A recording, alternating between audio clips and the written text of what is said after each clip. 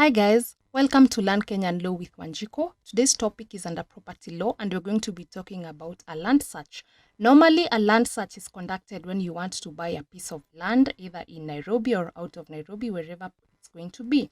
So maybe you're asking yourself, is it even important to do a land search? And why is it even important to do a land search? You as the buyer, you need to find out as much information as possible about the specific property you want to buy before any contracts are exchanged. Of course, the reason for this is that the buyer must take the property in the condition it is in at the point when there is a binding contract for the purpose of purchase. So what am I saying here? It's important for you to gather all the information that you need before you come into any contractual agreements or obligations with any person. For example, you want to buy a land maybe in Mombasa.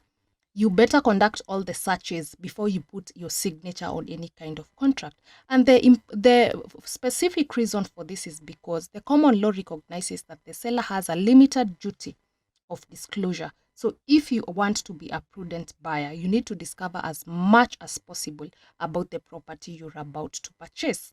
So I know you're asking yourself, what kind of searches am I supposed to conduct and when am I supposed to conduct those searches? And probably you're even asking where. Don't worry, I'm going to answer that question. And the first kind of search that is important for you to conduct, you're going to conduct a land registry search. And normally, a land registry search is either done at the district or sub-county land registries or central land registry, depending on the initial registration regime. So if your title, or rather the title deed, is registered under the Registered Land Act, the search will be conducted at the district land registry. And if the title is registered under the Registration of Titles Act and the Government Land Act, the title, you're going to do your search at the Central Land Registry. So basically what I mean when I say that the search can either be in a district or sub-county land registry or central land registry, depending on the initial registration regime. This I basically mean that, of course, there's some different laws that have been working at different times. We have the Registered Land Act, we have the Registration of Titles Act, and we also have the Government Land Act. So basically, we have different title deeds that are registered under these specific laws. So depending on where that title is registered, if the title is registered under the Registered Land Act Cap 300, the search that you're going to do is at the District Land Registry. If the title deed is registered under the Registration of Titles Act or Government Land Act, the search you're going to conduct at the Central Land Registry. The important purpose of the land registry search is number one, to confirm the ownership. Who is the owner of this specific land? You know, sometimes someone is selling you property that they don't even own. So basically this is fraud, you know. And another reason of conducting the land registry search, what are the encumbrances? You also need to see the map, okay, and even confirm the existence of the land on the ground. So when we talk about the encumbrances, an encumbrance, these are third-party claims. This includes sometimes it includes the charges, the leases, inhibitions, restrictions. There might be cautions or caveats. Basically, when we're talking about encumbrances, maybe this is a leased property. Maybe someone has leased a property and now they're selling it as the owner. So for you to find out any encumbrances or any third-party claims, it's important for you to conduct a land registry search. When we're talking about maps, normally maps are availed upon request. You just need to pay some amount of charges and then you can get to see the maps. Ownership and encumbrances are established by making an application for an official search. And when you make this official search, you're issued a certificate of official search which reveals all the kind of information that you need to know. And let us say, for example, you have conducted this land registry search and the search reveals that there is a problem. You as the buyer, the number one thing that you should do is withdraw completely from even, continue negotiating with the seller. So for example, if you find out that this land doesn't even belong to the person who is selling it, step back and finish that business. Don't go to the seller and start saying, oh, I went and then I found the name is registered. And, the seller then starts telling you, oh, that's my wife.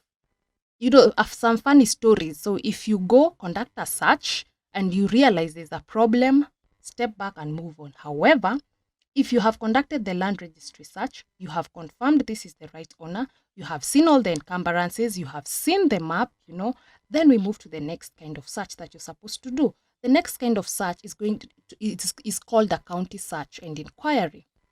Basically, where you conduct a county search is at the county offices.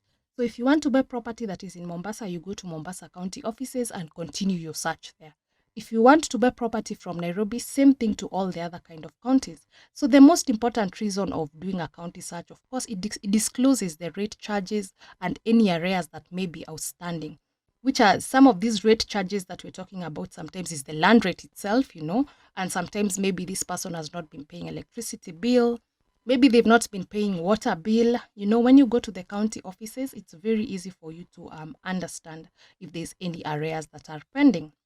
And so this is especially important for properties within municipalities. The buyer must search to make sure that the full details are obtained from the county government of all relevant information affecting the property concerned.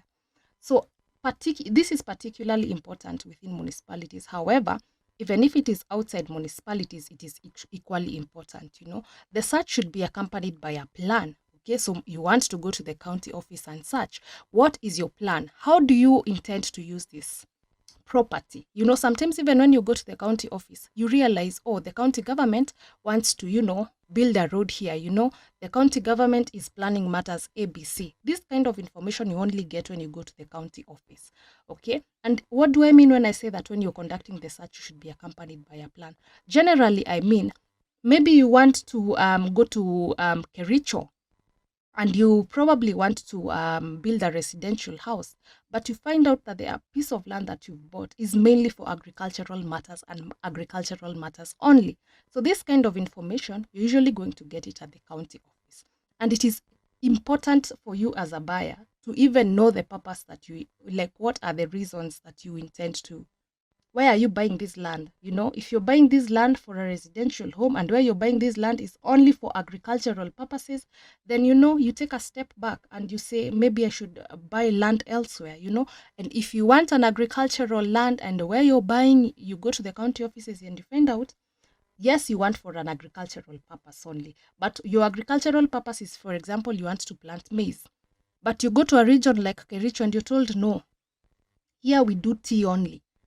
Or rather you go to Kisumu, you're told, no, if you're buying such a big piece of land, it better be for sugarcane only. No maize, no anything. Sometimes this kind of information, you only get it at the county level when you conduct a county search and when you inquire. So the next kind of search that you are probably advised to do is a company search. And basically you do a company search, especially when you want to buy property from a company. And so where a buyer is purchasing a property from a company, as such as the company registry is necessary. So for example, you have company A that is selling this property. You need to go to the company registry to even find out, does this company even exist? When was this company registered? Who are the shareholders and the directors of the company? And of course, the composition of the company in terms of who holds what amount of shares, who has a lot of powers in this company, So this search confirms if the company that is purporting to sell this property has the power to actually sell the property. And the necessary resolutions must be passed to that effect. Of course, when you're doing a company search, this is when you're going to really understand who is person A. The person who is saying this property is being, maybe company A is the one who's selling for you. You go to the company registry search and then maybe you find out there's no such company, This kind of search is very important if you're buying land from a specific company. So we move on to our last kind of search. Our last kind of search is going to be the physical search. When I'm saying the physical search, this is going to the specific property and inspecting it, you with your both legs there, And so what is the importance of this physical search? The first important reason for conducting a physical search is to check the state and the condition of the property. Sometimes you're being sold property that when it rains, it is a swamp. You only get such information when you're there physically. So when you go there physically, you get to see, oh my God, this land is dumpy. When it rains, it is basically a swamp. That's the reason why this person is selling it. Another important reason of conducting a physical search is to check who is in actual occupation of the property. Sometimes people sell property and there are actually people living there. You will not get to see this unless you go there by yourself. Someone may be selling for you property and they're telling you, but even right now, that land is just empty. There's just grass, green grass, But when you go there, you find that, the person who is selling the property There are even kids who are living there. Maybe they're even squatters. The wife is living there and they're divorced. Such things. You only get such information when you go to the specific place, when you go physically to that place. The other important reason as to for conducting a physical search is to check the boundaries. When you were there physically, you get to see, oh, by the way, this guy was telling me this is an acre, but boss, clearly this is a half an acre, because you're able to see next from the other half acre belongs to the sister. So for example, when you're going there physically, you get to see all these are the boundaries. The guy was telling me it's 1 acre, but alas, it is half an acre. Or rather, you even go there and you find out that the seller is actually right. Another important reason for conducting a physical search is to check on rights and easements affecting or benefiting the property.